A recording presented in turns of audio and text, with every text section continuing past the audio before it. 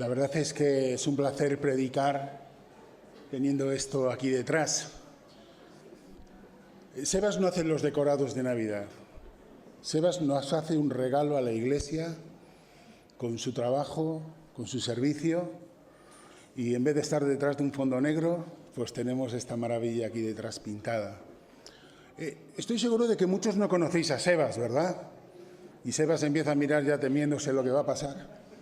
Le voy a pedir a Sebas que se ponga de pie y que le podamos dar un aplauso.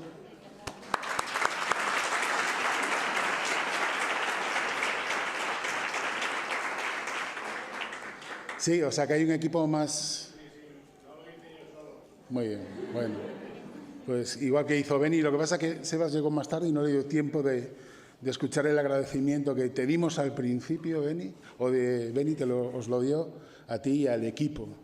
Y gracias al Señor por tener hermanos que dedican horas de su vida a venir aquí un sábado por la mañana y quedarse a altas horas de la noche trabajando y sirviendo al Señor.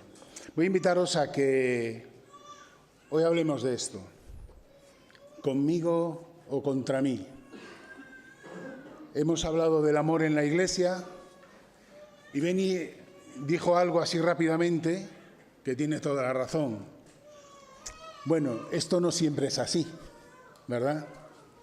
No estamos en una iglesia o no tenemos iglesias donde todo siempre es de color de rosa y todo siempre es maravilloso, ¿verdad? Vamos a leer Romanos capítulo 14 y lo vamos a leer hasta el versículo 13 del capítulo 15.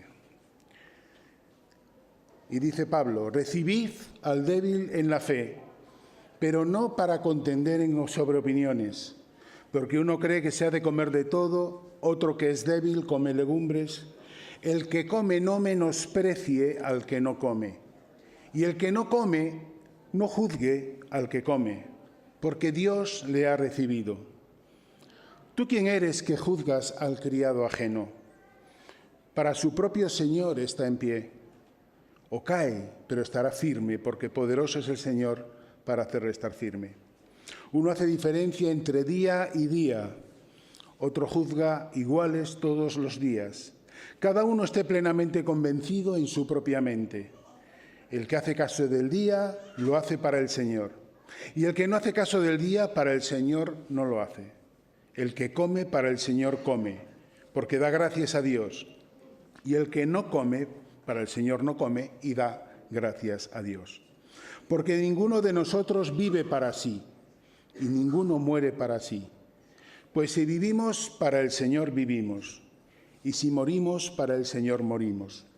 Así pues, sea que vivamos o que muramos, del Señor somos.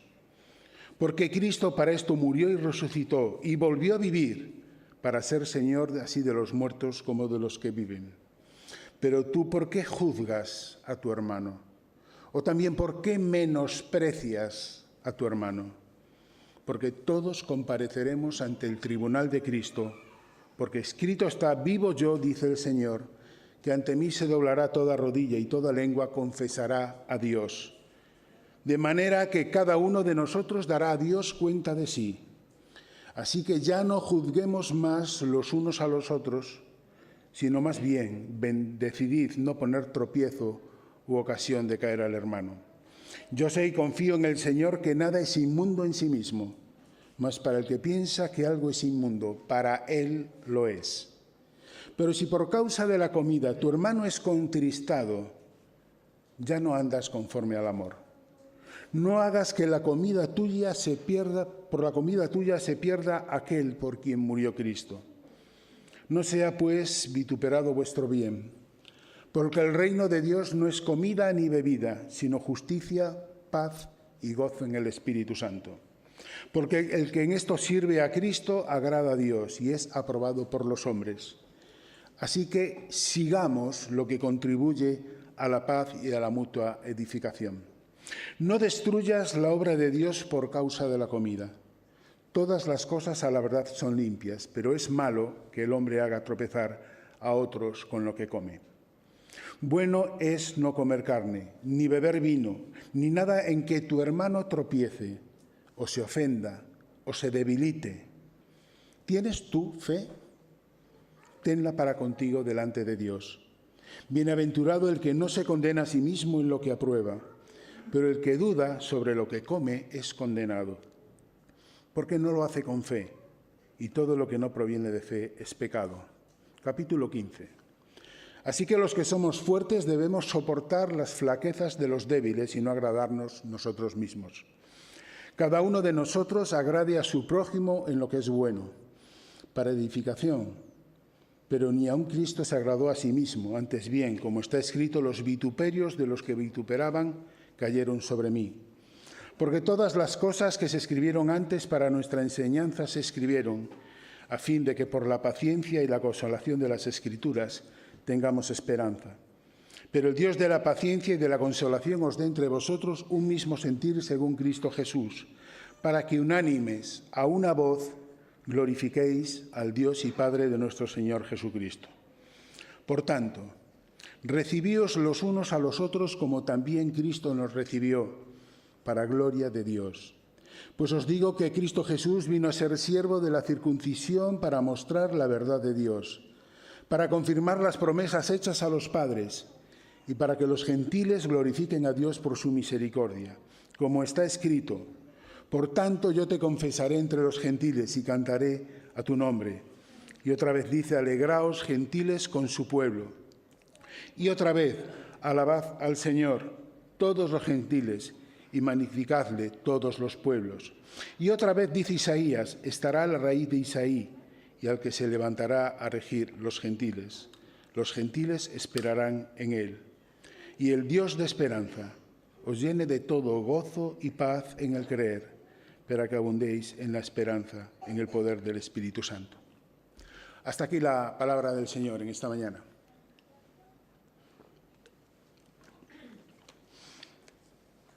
El texto empezaba con ese versículo 1 del capítulo 14, recibid al débil en la fe para no contender sobre opiniones.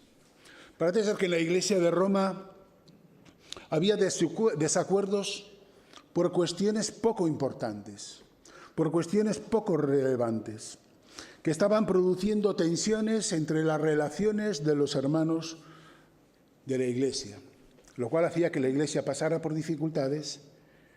Y, ¿sabéis?, estos temas poco relevantes crean una situación lo suficientemente importante como para que Pablo tenga que dedicar todo este capítulo y parte del 15 para abordar este asunto.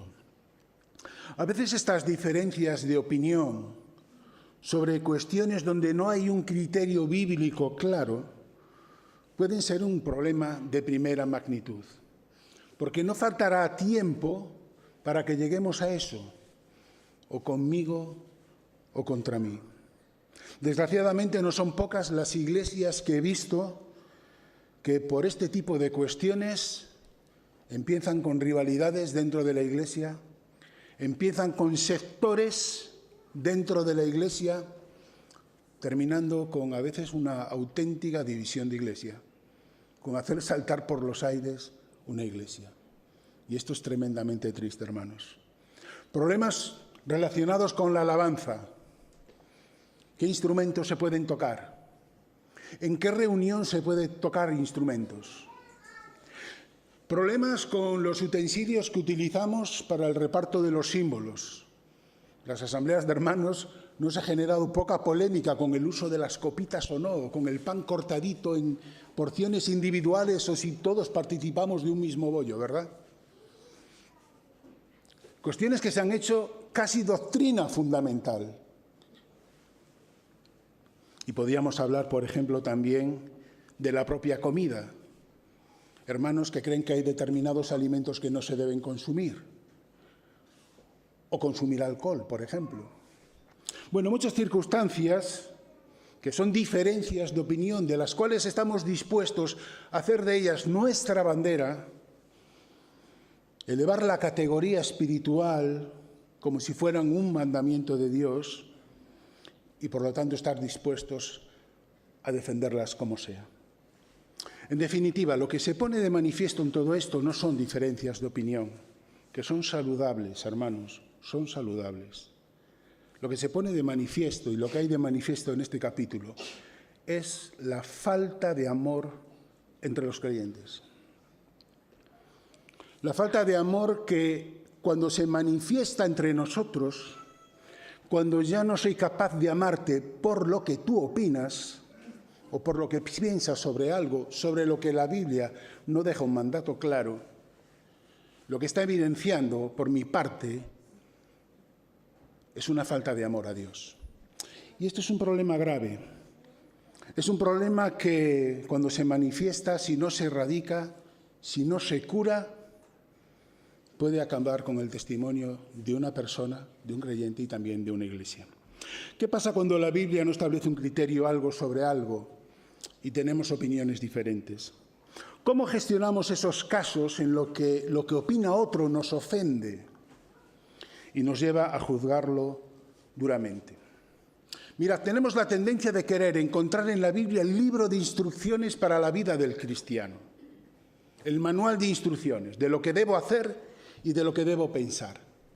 Nos encantaría encontrar ese versículo que responde a cada pregunta que yo hago y que, a ser posible, me dé la razón en lo que yo ya pienso. Yo no sé cuántas veces he ido a la Biblia buscando que me diera la razón en algo. Y es un fastidio cuando te das cuenta de que no estabas tan acertado, ¿eh? Mirad, la Biblia no ha sido dada para eso. La Biblia no es un manual de instrucciones para un perfecto creyente. La Biblia es el libro a través del cual Dios manifiesta su plan de salvación para la humanidad y revela a Cristo como el Salvador del mundo. Y donde Dios manifiesta su plan para la Iglesia como el medio a través del cual lleva el testimonio del Evangelio a toda criatura. Por eso no es un libro donde se detalla lo que yo tengo que hacer o lo que yo tengo que pensar o lo que yo tengo que decir para cualquier situación. ¿Y sabes por qué? Porque Dios quiere que vivas en dependencia de Él. Dios quiere que vivas en dependencia de la persona del Espíritu Santo, desarrollando tu vida, desarrollando una comunión íntima con Él. Que dependamos de nuestras decisiones, no de un versículo concreto, sino de mi relación íntima y personal con Dios, de la fe, de la esperanza, de la comunión entre los hermanos que juntos edificamos mutuamente nuestras vidas. Así es como quiere Dios que yo tome decisiones y le siga. Sin embargo, en muchos casos hemos resuelto esto, en vez de depender de la fe, de la oración, del estudio de la palabra, hemos resuelto esto inventándonos normas que con el paso del tiempo se convierten en tradición y que con el paso del tiempo elevamos casi a doctrina fundamental. Y esto ha pasado, hermanos, desde siempre. El pueblo de Israel, una vez que recibió las leyes de Dios, ¿qué hizo? Empezar a legislar hasta el detalle más íntimo y más particular de la vida de las personas. El propio Señor Jesucristo tuvo que sufrir esto. Fijaos lo que le dicen los fariseos a Jesús. ¿Por qué no andan tus discípulos conforme a la tradición de los ancianos, sino que comen el pan con manos impuras? ¿Te imaginas el propio Dios escuchando esto de sus criaturas? Algo que Dios no había regulado, pero ellos sí. Una diferencia de opinión que trata de generar una acusación contra el propio Dios, contra el propio Jesús. Él les dijo: bien profetizó Isaías acerca de vosotros los hipócritas. Como está escrito, este pueblo me honra de labios, pero su corazón está lejos de mí. En vano me rinden culto enseñando doctrinas que son preceptos de hombres. Dejando el mandamiento de Dios, os aferráis a la tradición de los hombres, como los lavamientos de jarros y vasos de beber, y hacéis otras cosas semejantes.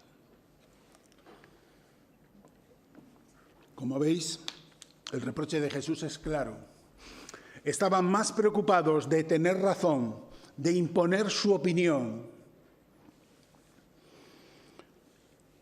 Estaban más preocupados de eso que de obedecer a Dios. Dejando el mandamiento de Dios, os aferráis a la tradición de los hombres. Y esta actitud que tienen los fariseos, tenemos que reconocer que a veces nos salpica a nosotros, que no estamos libres también de caer en este tipo de errores. Y así lo estamos viendo en la iglesia de Roma, que había problemas por la comida y que había problemas por las festividades judías o los días que había que respetar en el calendario judío y que estaba afectando a la vida de la iglesia. Y mirad, cuando una iglesia empieza a reñir, cuando en una iglesia el debate pasa a la disputa, al menosprecio, a juzgar al otro, esto tiene un efecto terrible sobre el testimonio de esa iglesia, sobre la capacidad de que el mensaje predicado por esa iglesia llegue a las personas.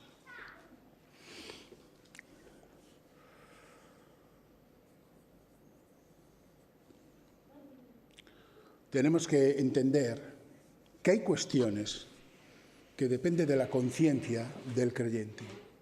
Depende de la libertad en Cristo Jesús de decidir cómo actuar o cómo pensar. Y que por encima de todo, incluso por encima de nuestra conciencia, debe siempre imperar la ley de Cristo. ¿Qué es la ley de Cristo? Maestro, ¿cuál es el mandamiento en la ley? Jesús le dijo: amarás al Señor tu Dios con todo tu corazón, con toda tu alma y con toda tu mente. Este es el primero y grande mandamiento. Y el segundo es semejante: amarás a tu prójimo como a ti mismo. De estos dos mandamientos dependen toda la ley. La ley de Cristo es la ley fundamental en la vida de la Iglesia. Es la ley que debe regir las relaciones entre los creyentes dentro de la Iglesia. El amor que Dios derrama en nuestros corazones a través del fruto del Espíritu debe ser la base de nuestras relaciones y de nuestra edificación mutua. No si estás de acuerdo conmigo, no si somos de la misma cuerda o de la misma corriente doctrinal. El amor de Dios está por encima de cualquier corriente o de cualquier escuela doctrinal. Y que yo te ame con el amor de Cristo es algo irrenunciable y que está por encima de lo que yo pienso, de lo que yo quiero, de lo que yo deseo o de lo que yo decido. Siempre está por encima el amor de Cristo. Gálatas 6 también nos da la clave para la convivencia, algo que también veíamos el martes. Dice el versículo 2, ¿qué debe de hacer la Iglesia en cuanto al amor? Incluso cuando alguien peca, cuando alguien cae de forma estrepitosa. Llevad los unos las cargas de los otros.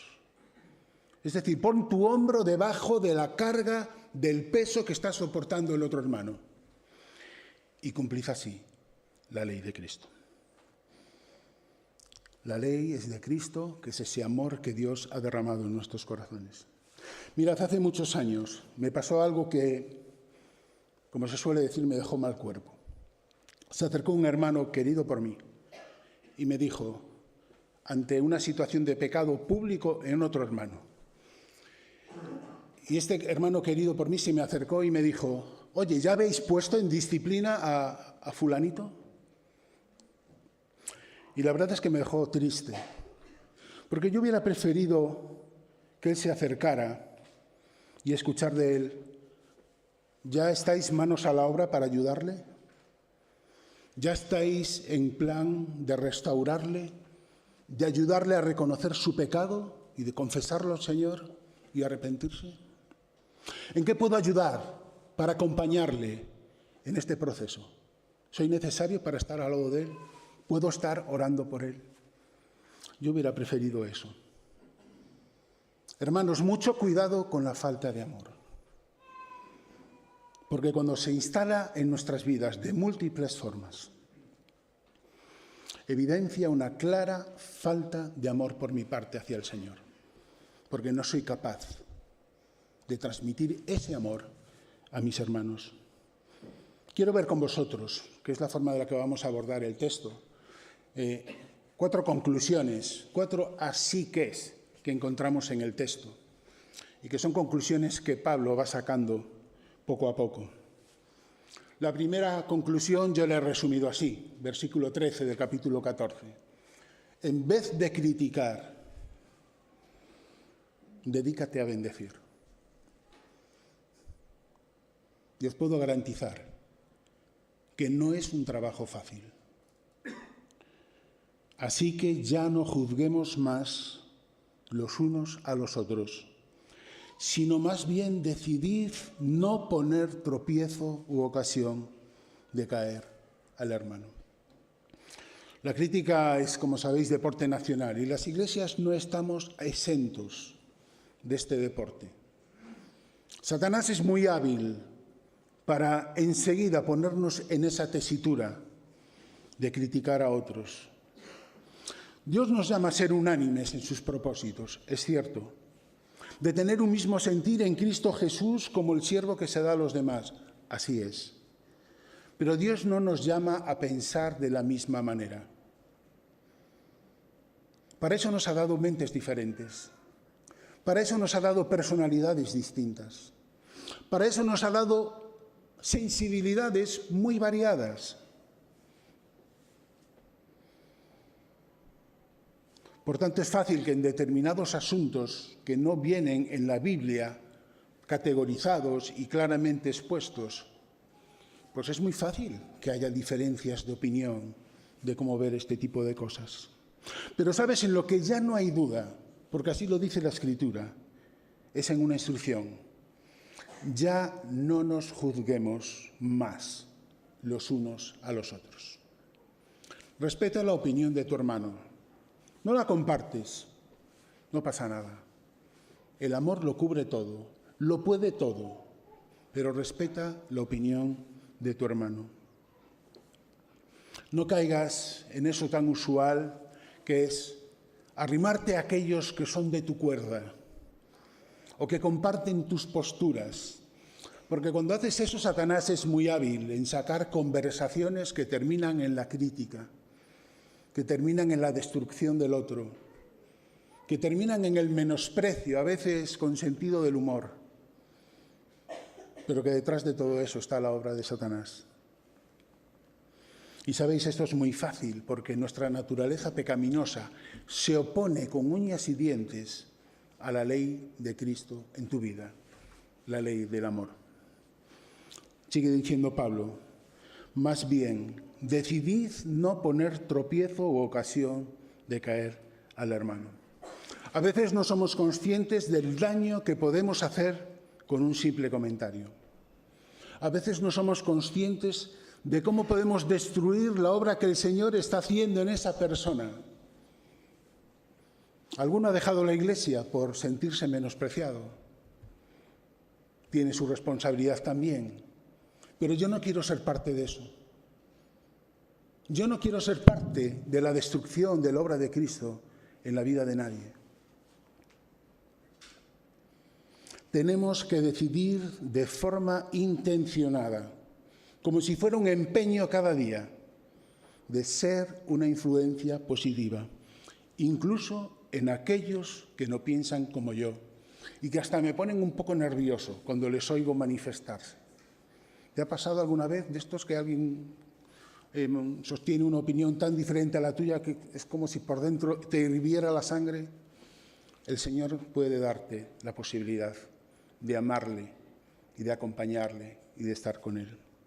Segunda conclusión, persigue la comunión con otros para crecer juntos. Así que sigamos lo que contribuye a la paz y a la mutua edificación.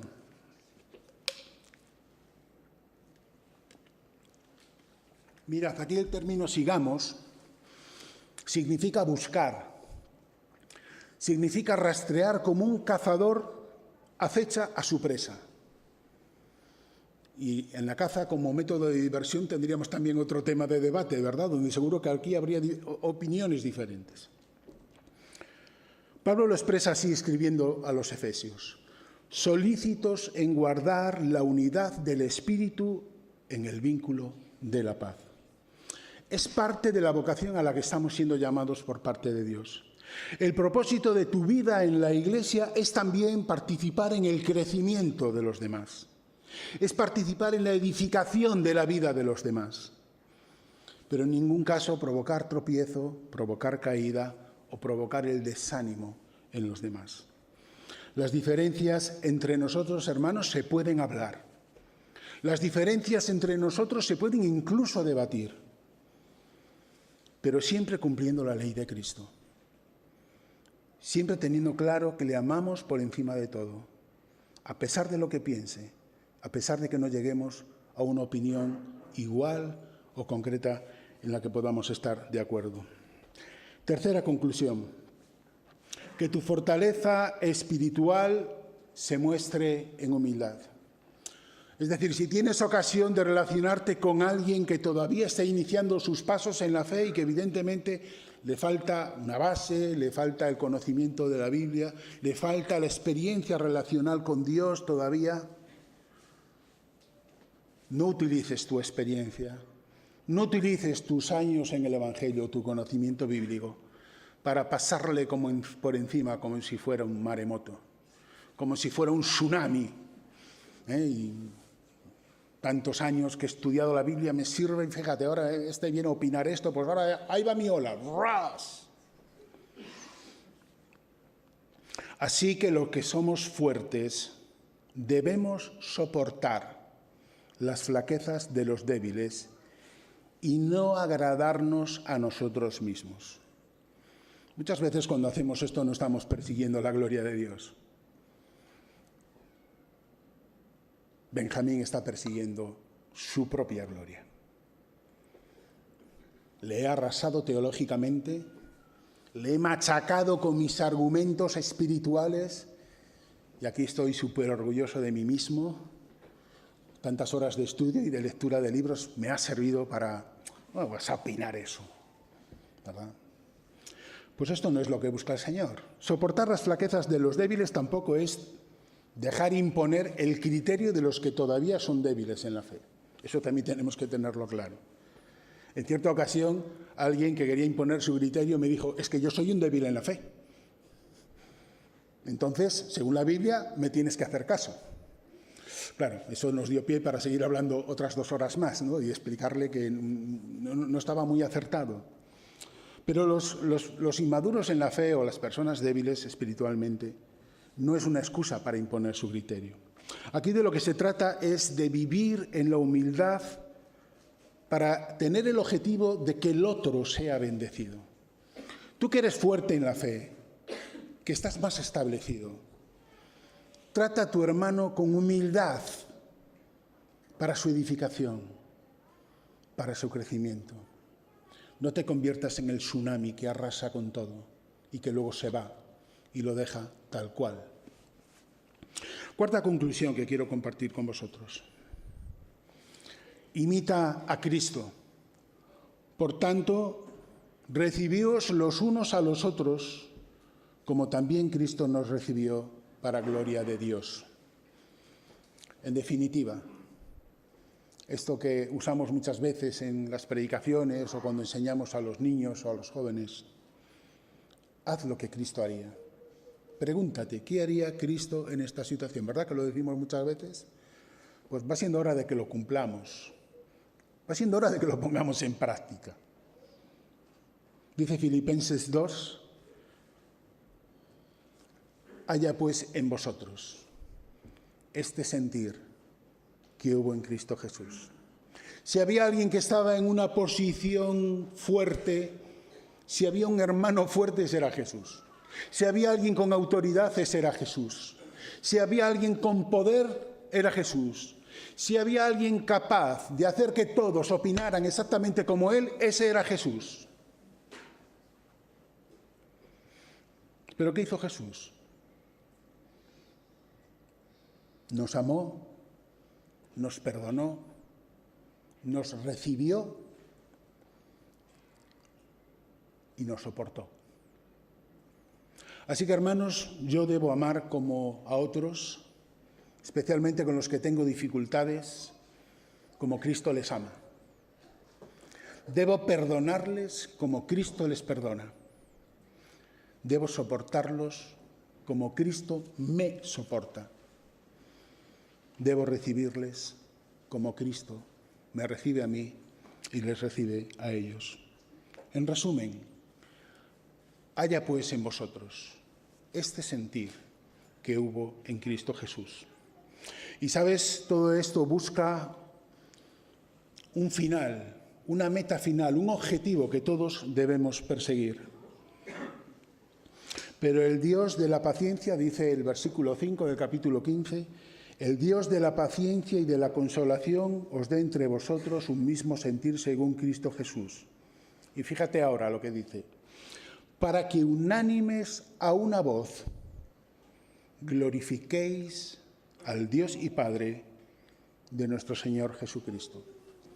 Ayer lo hablábamos por la mañana en una reunión que manteníamos con hermanos de la Iglesia para compartir objetivos y compartir formas de hacer las cosas.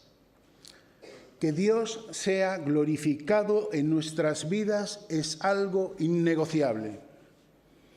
No tenemos derecho ni excusa para que Dios no sea glorificado en nuestras vidas. No tenemos derecho ni excusa para que Dios no sea glorificado en la Iglesia, en cada ministerio, en cada actividad, en cada servicio.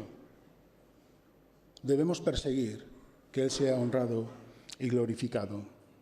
Y Pablo lo expresa así en el capítulo 14 y versículo 8. Pues si vivimos, para el Señor vivimos. Y si morimos, para el Señor morimos. Así pues, sea que vivamos o que muramos, del Señor somos. Y quiero hacerte una pregunta que me hago también a mí mismo, que me he hecho a mí mismo durante estas semanas. ¿Para quién estamos viviendo? ¿Estamos viviendo realmente para el Señor?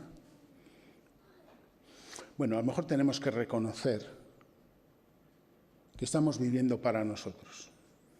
Que el trono que al Señor le corresponde de mi vida lo estoy ocupando yo.